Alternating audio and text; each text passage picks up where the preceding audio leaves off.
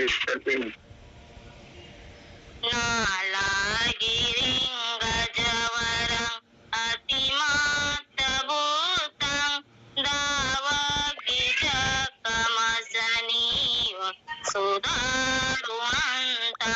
मेताम्बुसे कविना जितवा मुनिन्दो तंग तेजसा भवतु ते जय मंगलानि। उखित खगमतिहत सुधारुणन्तं धावन्ति योजनपथं अङ्गुलिमालवन्तं इति विसङ्खतमनो जित्वा मुनिन्दो तंग तेजसा भवतु ते जय मंगलानि। तत्वानकटमुदरं इव गभिनीय चिञ्चाय दूतवचनं जनकाय माचे सन्तेन सोमविधिना जितवा मुनिन्दो तंग तेजसा भवतु ते जय मंगलानि। सच्चं विहाय मति सचकवादकेतुं वादाभिरोपितमनं अति अन्धभूतं पय्यापदीपजलितो जितवा मुनिन्दो तंग तेजसा भवतु ते जय मंगलानि। नन्दोपनन्दभुजगं इविधं महीतिं पूतेन थेरभुजगेन समापयन्तो हेतुपदेशविधिना जितवा मुनिन्दो तंग तेजसा भवतु ते जय मंगलानि। दुर्गाहदिति भुजगेन सुदर्शहस्तं ब्रह्माङ्गविशुद्धज्योतिमिति बकाभिधानं यानागदेन विधिना जितवा मुनिन्दो तंग तेजसा भवतु ते जय मंगलानि।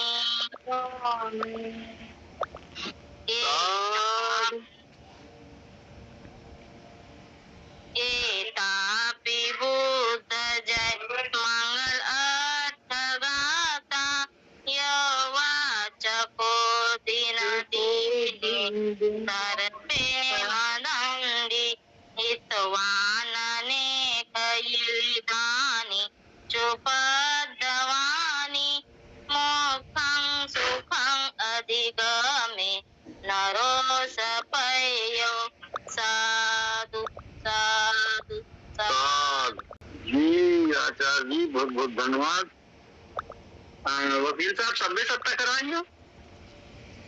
जी आदरणीय संघ, कोई भी आचार्य जो है छोटी सी देशना कर दें आदरणीय आचार्य जी के मंगल कामनाओं के लिए। देशना तो आप ही करेंगे।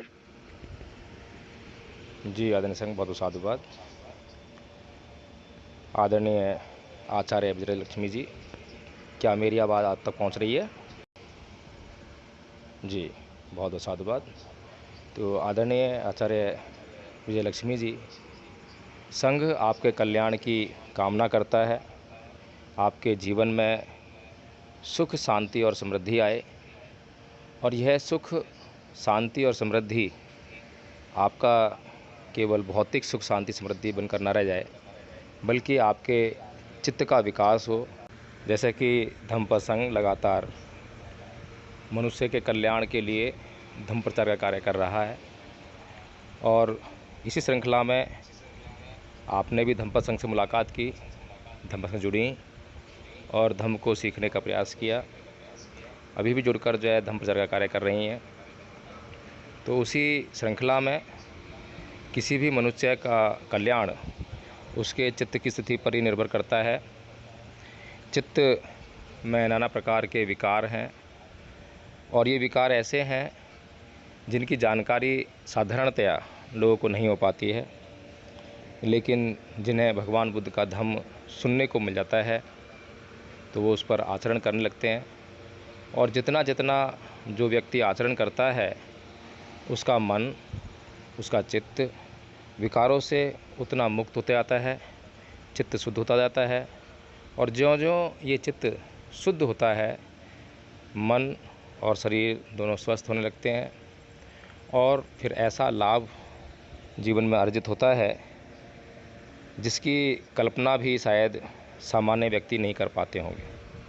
तो इसीलिए संघ जो है आपके जीवन में ऐसे ही लाभ की कामना करता है कि आप निरंतर संघ से जुड़कर धम्म का अध्ययन करके, अपने बारे में अध्ययन करके, अपने चित्त के विकारों का अध्ययन करके, उनकी स्थिति की जानकारी लेकर आप अपने चित्त के विकारों को दूर करें और उस लाभ को आप अर्जित करें, परम सुख की प्राप्ति की तरफ बढ़ें।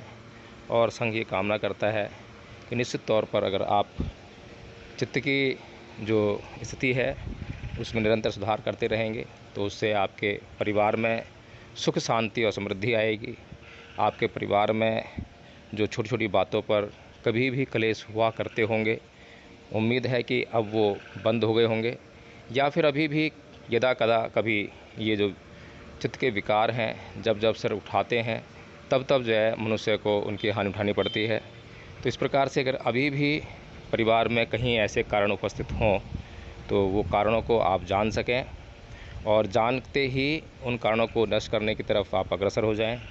और निश्चित तौर पर यदि आप ऐसा करेंगी तो निश्चित तौर पर आपके परिवार में सुख शांति आएगी।